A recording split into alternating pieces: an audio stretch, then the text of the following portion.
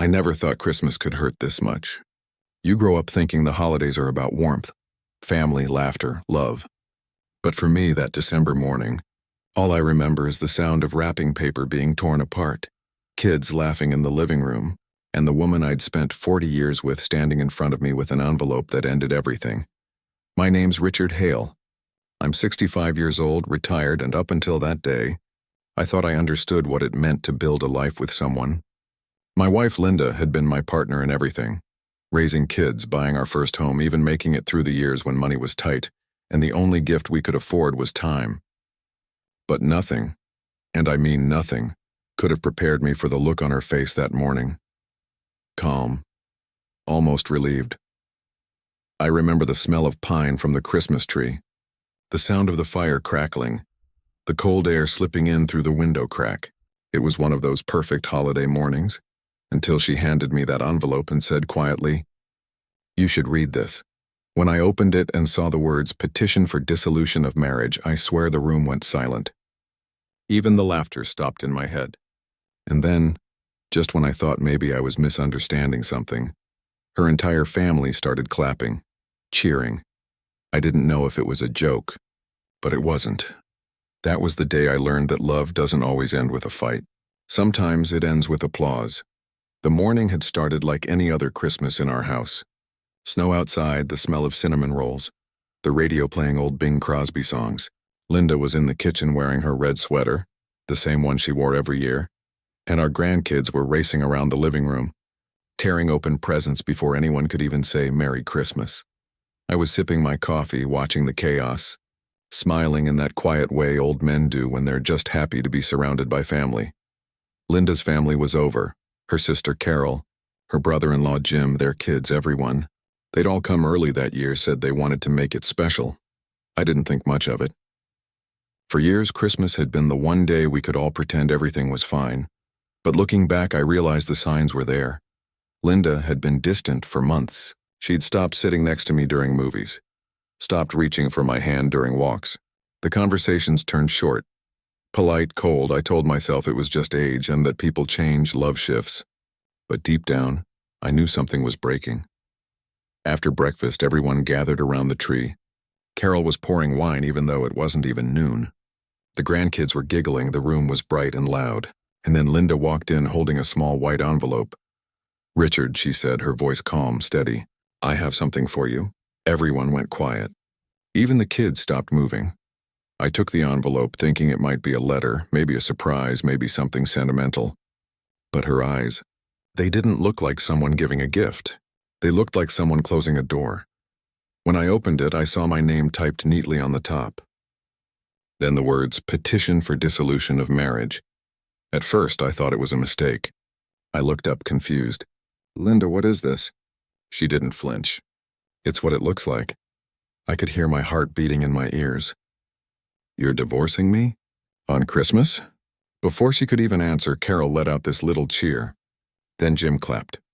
And within seconds, the whole room, her side of the family, it was laughing, clapping, as if they'd just watched someone win a prize. I remember standing there holding that paper, watching the people I'd cooked for, hosted, and loved for years, celebrating my heartbreak. Linda just stood there silent. No apology, no tears. Just this cold expression like she'd been waiting for this moment. I wanted to say something, anything, but I couldn't find the words. My throat was dry. My hands were shaking. The room felt like it was spinning. I finally managed, "Why now? Why today?" She took a breath. "Because you wouldn't listen any other time." That was all she said.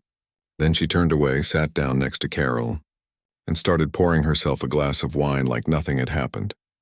I looked around at the faces in the room, some smiling, some awkwardly avoiding eye contact, and I realized I didn't belong there anymore. That was the moment the Christmas lights stopped looking beautiful. I set the papers on the coffee table, grabbed my coat, and walked out into the snow. I didn't know where I was going. I just knew I couldn't stay. I didn't sleep that night. I sat in the living room until dawn, staring at the half-decorated Christmas tree. The blinking lights kept fading in and out like they were mocking me. Every time I closed my eyes, I could still hear the echo of her family's laughter.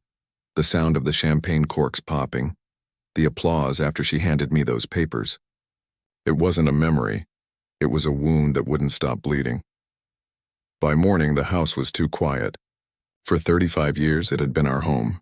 We raised 2 kids there, Emma and Jack. Every Christmas, Margaret would fill the place with music, candles, and that smell of cinnamon she loved. But now the scent was gone, replaced by cold air and silence. I stood by the kitchen counter, staring at the coffee maker like it might tell me what to do next. Her mug was still there, the one with "World's Best Mom" written in fading blue letters. I picked it up, then put it down. I couldn't throw it away. Around 9 a.m., my phone buzzed. It was Emma, our daughter. "Dad, I heard what happened," she said softly. "You did, huh?" I replied, trying to sound fine. "She told us last week, Dad. Said she didn't want to ruin Christmas. She handed me the papers on Christmas," I said. "So I'd say she missed that goal." There was a pause. I could hear her breathing on the other end. "She said she's been unhappy for years. That you've been distant. Is that true?" I swallowed hard. Maybe I was. "But people drift sometimes, Emma. You try to fix things, and before you know it, one of you's already packed their bags." She didn't say anything. I could tell she was torn, caught between her parents like a child again. "I'll come by later," she said finally. "Don't be alone today, okay?" But I was already alone. That afternoon, I walked through the house room by room. Every photo on the wall told a story. Our wedding in 1982, the trip to Yellowstone Christmas mornings when the kids were little. I reached the one photo I hated the most now, last year's Christmas. We looked so happy. Margaret had her arm around me, her smile wide and real. But now I realized it wasn't. She'd been planning her exit even then. By evening, I decided to call her. Maybe there was still something to save. She picked up after a few rings. "Hello?" "It's me," I said quietly. "Can we talk?" "What's left to talk about, George?" 35 years, that's what's left." "I deserve at least a reason," she sighed. "You changed. You stopped talking to me. You made everything about routine. Same dinner, same news, same silence. I felt invisible. And your answer was to humiliate me in front of your family." Her voice turned sharp. "Don't twist this. I gave you years to notice. You just didn't care." I wanted to yell, to fight, but my voice broke instead. "You were my world, Margaret. I just didn't realize I was losing it." She didn't respond. Just a long silence, then, "I'm sorry it had to be this way." The call ended. I stood there, phone in hand, listening to the dial tone. Outside, snow was falling again. I watched it through the window, thinking how something so peaceful could cover up so much wreckage. That night, I sat back in my chair, the divorce papers still on the coffee table. I opened them again. I noticed something I hadn't before, a line on the last page about property division. She wanted the house, the home we built together. I laughed, not because it was funny, but because I'd already made a decision she didn't know about. 2 years ago, I'd rewritten my will after my heart attack. The house was already in my name only, and set to pass to Emma and Jack when I died. Margaret's name wasn't on it anymore. As the clock hit midnight, I folded the papers neatly and set them aside. The house was silent again, but now it felt different. I wasn't just a broken man sitting in the ruins of his life. I was someone waiting for the next move, because Margaret thought she'd won. But the game had just started. The next few days crawled by like a slow winter storm. The neighborhood was still covered in white, but everything felt gray. I tried keeping myself busy, cleaning the garage, shoveling the driveway, fixing that leaky faucet I'd ignored for months. But no matter what I did, my mind kept circling back to her. Margaret's voice, her family's laughter, the sting of that paper in my hands. By the 4th day, the shock had started to fade, replaced by something sharper, clarity. I sat at my desk in the small home office I'd built years ago, pulled out a thick folder labeled legal documents, and began reading.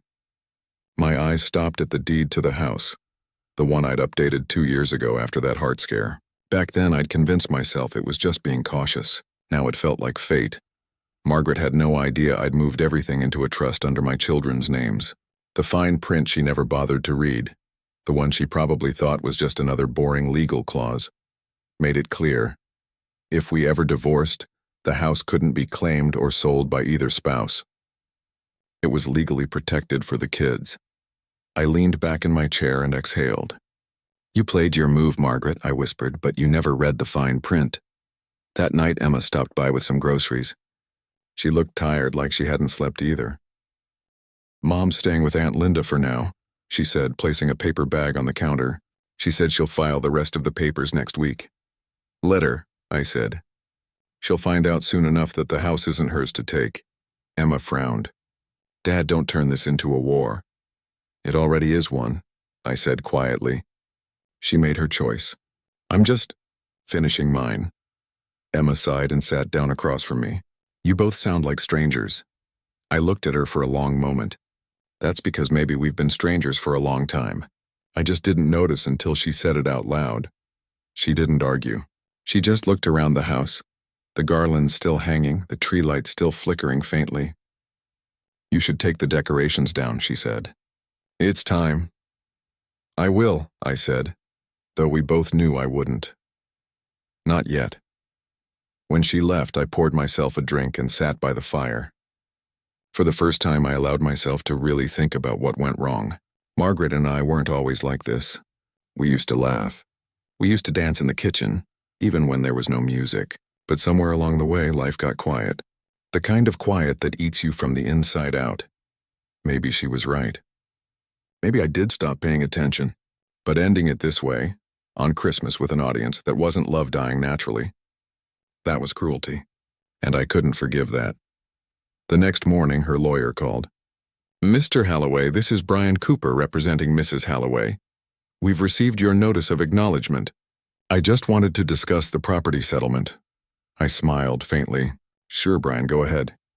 "Well, Margaret's proposal is that she retains ownership of the family residence and you—" "She can't," I interrupted. "The property isn't part of the marital assets anymore." There was a pause. "I'm sorry? It's in a trust. Has been since 2023, you can check the records." I could hear papers shuffling, then a long silence. Finally, he said, "I see, that changes things." "It does," I said calmly. "Tell her to read the fine print next time." And I hung up. That evening, my phone rang again. This time it was Margaret. Her voice wasn't angry, it was cold. "You moved the house into a trust?" "I did," I said simply. "You planned this?" "No," I replied. "I survived a heart attack and wanted to make sure our kids had something if I didn't make it." "You were part of that plan once. You chose to walk away." She was quiet for a moment. Then she said, "You think this makes you smart? You think you win?" "I'm not trying to win," I said. "I'm just done losing." The call ended with nothing but silence. Later that night, I stood outside on the porch watching snowflakes drift under the streetlight.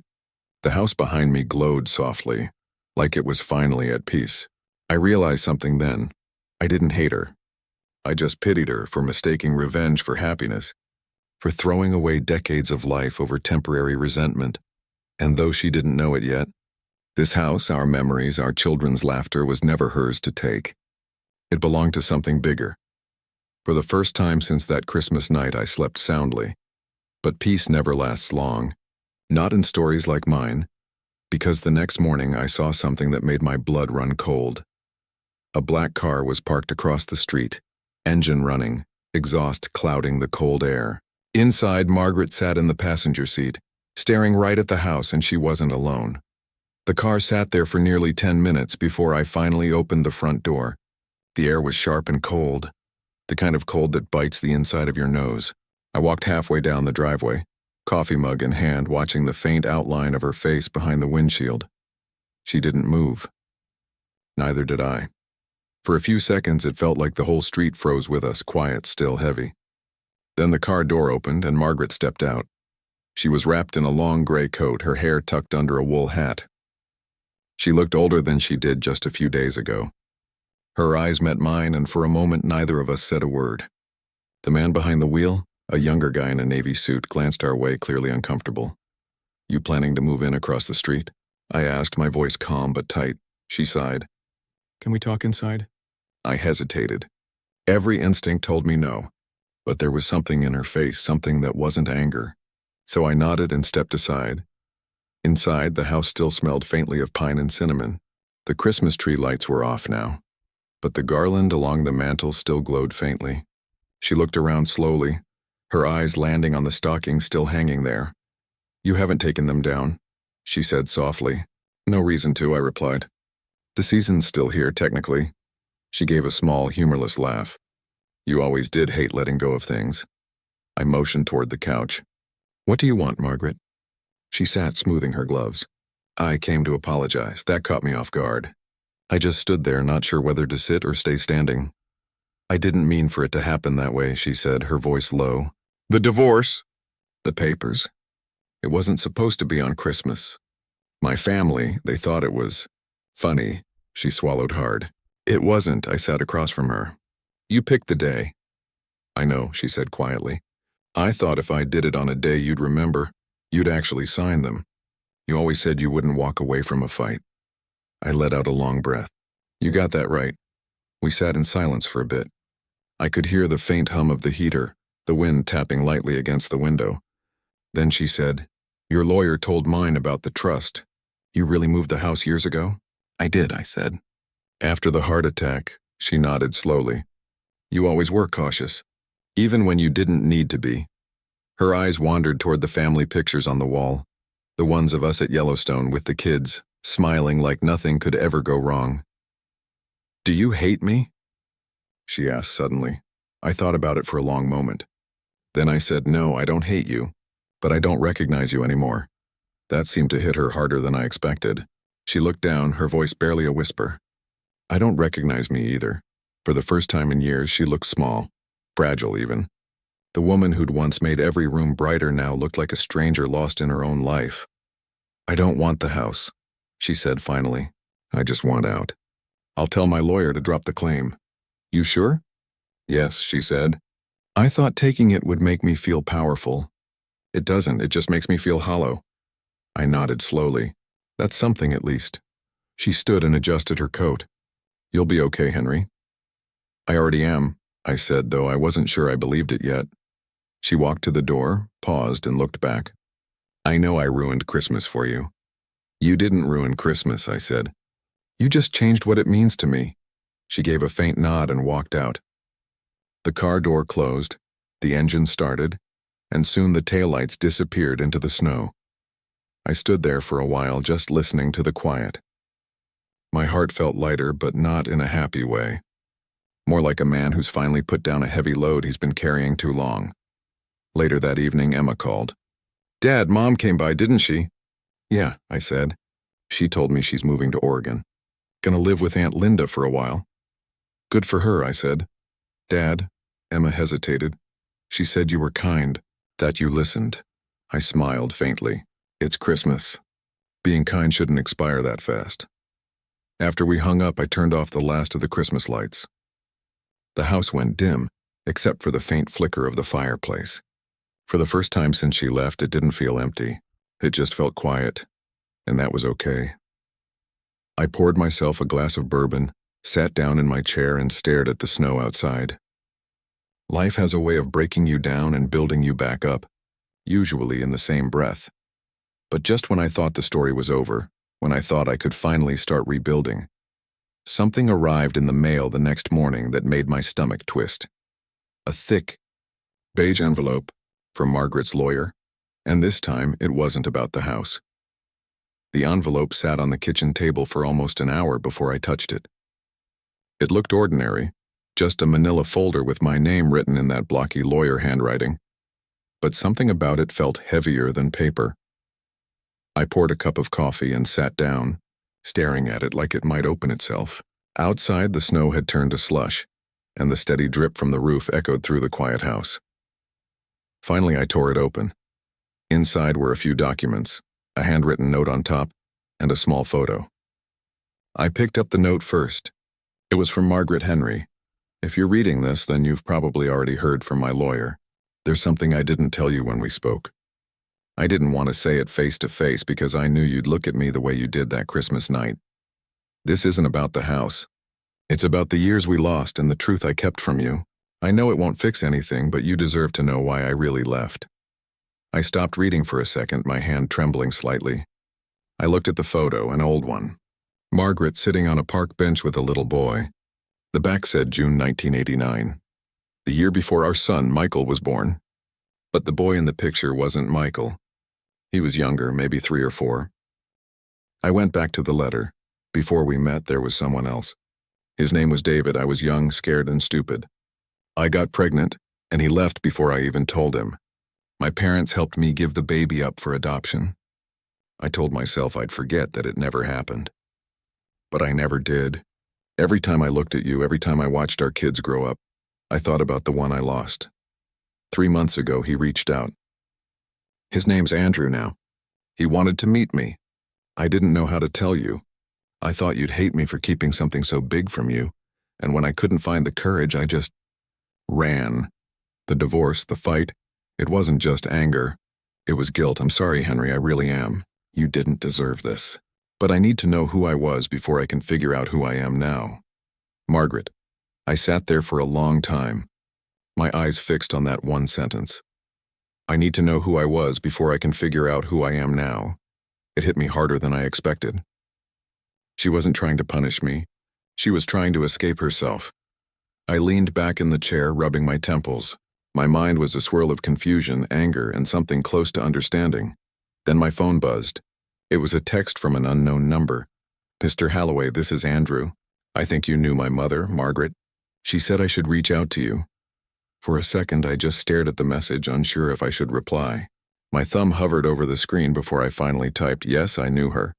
Maybe you should come by, he responded almost instantly. I can be there tomorrow morning. That night, I barely slept.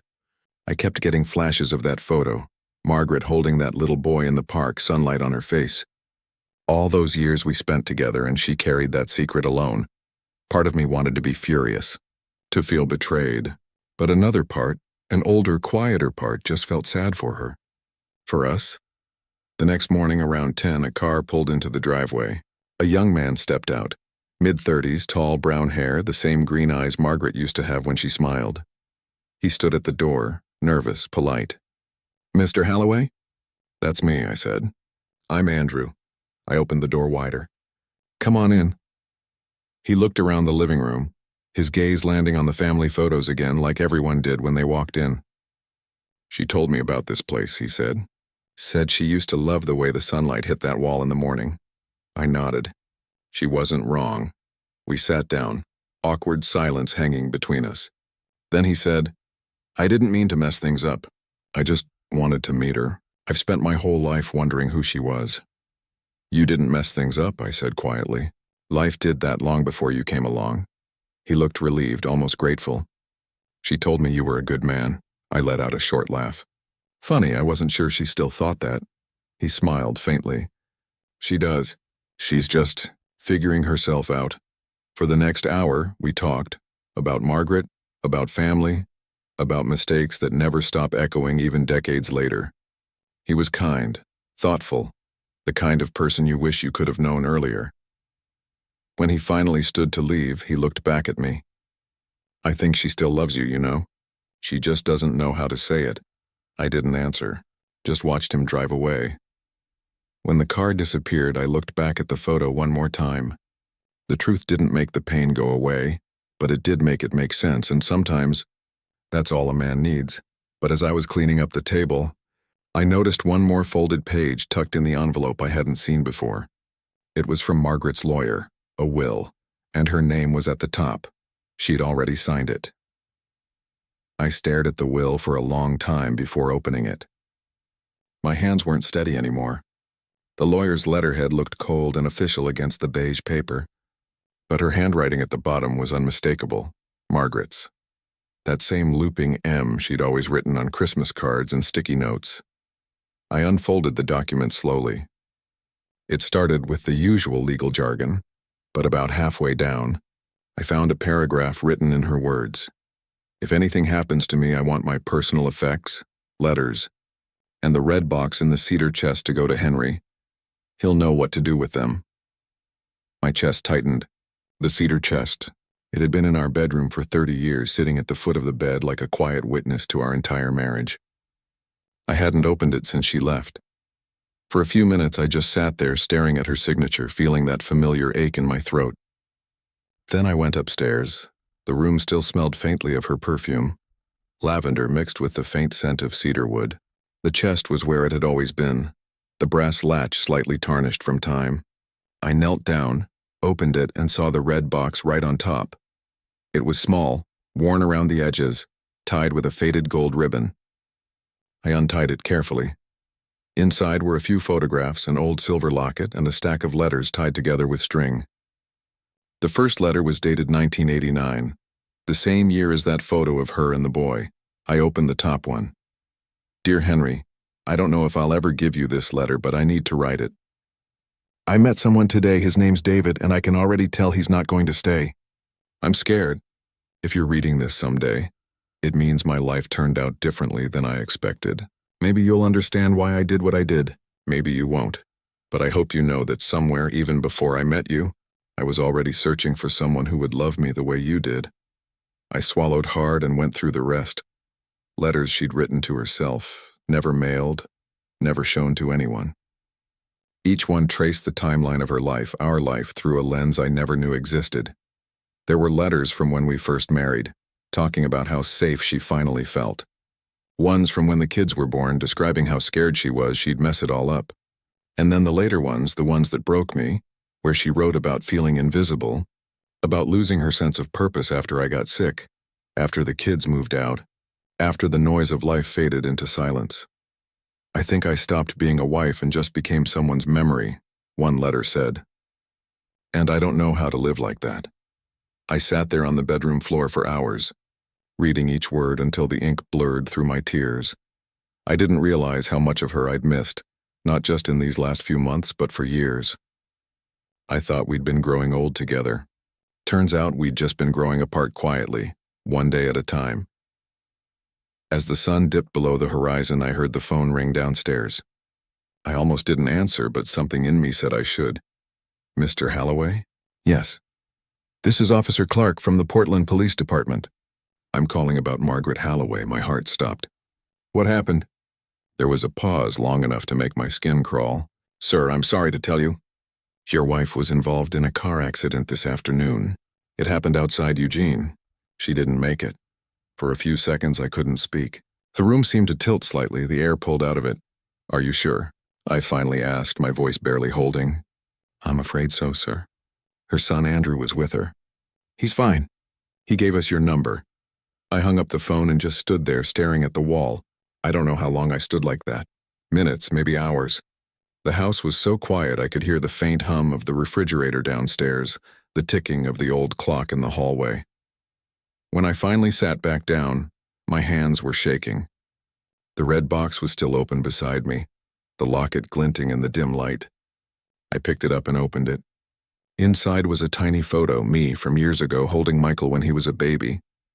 On the other side, a slip of paper with one sentence written in her handwriting. I never stopped loving you even when I forgot how to show it. That was it. No grand confession, no explanations. Just that. I pressed the locket shut and held it against my chest, my breath shaky and uneven. Somewhere between love and loss, there's a silence that says everything words can't. That's where I sat that night. When the sun came up, the house looked different, emptier but softer somehow, like it finally understood what it had lost. I made coffee, stood at the window, and watched the light stretch across the snow. For the first time in a long while, I didn't feel angry. I didn't feel betrayed, just human. And that's when I realized maybe forgiveness isn't about who was right or wrong. Maybe it's just about choosing peace after all the noise. But her story, and mine, still had one more chapter left to tell. Because a week later, Andrew came back this time, with something she wanted me to have. The morning after everything fell apart, I woke up to silence. Not the peaceful kind, but the kind that hums in your ears and feels heavy on your chest. For the first time in 40 years, I didn't smell coffee brewing or hear Susan humming off-key in the kitchen. Her absence was everywhere. On the pillow beside me, in the way the curtains hung still, in the untouched coffee mug sitting on the counter. Christmas was 2 months ago, but the ghost of that day wouldn't leave me. Every time I closed my eyes, I saw her family clapping as she handed me those divorce papers. The sound of that applause still haunts me, but something had changed in me since then. The bitterness was fading. The anger had cooled. What remained was something quieter. I decided to write her a letter, not to win her back, but to free myself. It took me 3 days to find the right words, and even then they came out broken. Susan, I don't hate you. I did for a while, but hate is too heavy to carry when you're old and tired. We were two people trying to love each other in a world that kept changing faster than we could. You wanted something new and I wanted what we had. Maybe we were both right. Maybe we were both wrong. I just hope that when you think of me, you remember the mornings we laughed more than the nights we fought. I mailed it the next day. No return address. Weeks passed. I started to build a life around small things. Morning walks, coffee with the neighbors, fixing the mailbox I'd ignored for years. I thought that was it. The quiet end of a long life. But one evening, just as the sun dipped behind the hills, I found an envelope in my mailbox. No name on the front, just my address written in familiar handwriting. It was from her. Tom, I read your letter every night before bed. You were right. We were both right and both wrong. I don't know what I was chasing. Maybe I thought life still owed me something. But the truth is, everything that ever mattered to me was right in front of me. Wearing old flannel shirts and making bad coffee. I'm sorry for what I did that day. You didn't deserve that. I wish I'd been brave enough to say that sooner. Merry late Christmas. Susan, my hands shook as I read it. For the first time in months, I felt something break inside me. Not pain, not anger, but release. The next morning, I got into my old truck and drove toward the coast. There was a small cabin we used to rent in Mendocino every summer. The same place where we once sat on the porch watching whales and talking about what we'd do when we were old. I didn't know if she'd come, but I went anyway. When I got there, the cabin looked exactly the same, weathered, quiet, waiting. And then I saw her, sitting on the same wooden porch swing, wrapped in the same red scarf she wore 30 years ago. She looked up when she saw me. For a second, neither of us spoke. Then she smiled, a small, tired but real smile. Thought you might come, she said. Wasn't sure I would, I replied. We sat together, not touching, just listening to the ocean crash against the rocks below. The air was cold, but it didn't matter. After a while, she turned to me. Do you think we could start over? She asked softly. I looked at her for a long time. The years between us, the pain, the mistakes, all of it was still there. But so was the love. Faded maybe, scarred but not dead. Maybe not start over, I said. But maybe start again, she nodded. And for the first time since that awful Christmas morning, I felt peace. We didn't promise forever. We didn't pretend we could erase what had happened. We just sat there. Two old souls who had loved, lost, and somehow found their way back to the same place. When the sun finally dipped below the horizon, she reached for my hand. I took it. It felt like home. That Christmas she'd given me divorce papers. But this time, without words, she gave me something else. Forgiveness, and maybe that was the last gift either of us ever needed. As I sit here now, years later, I realize life doesn't always give us neat endings. Sometimes it breaks you apart just to show you what really mattered all along. Susan and I never remarried. We didn't need to. We spent the last few years of our lives side by side, quietly, peacefully, sharing morning coffee and old memories. There were no more grand gestures, no more Christmas surprises. Just two people who had finally learned how to love without needing to own each other. I used to think that Christmas was the day my life ended. But looking back, maybe it was the day it began again. Because sometimes losing everything is the only way to remember what home truly means.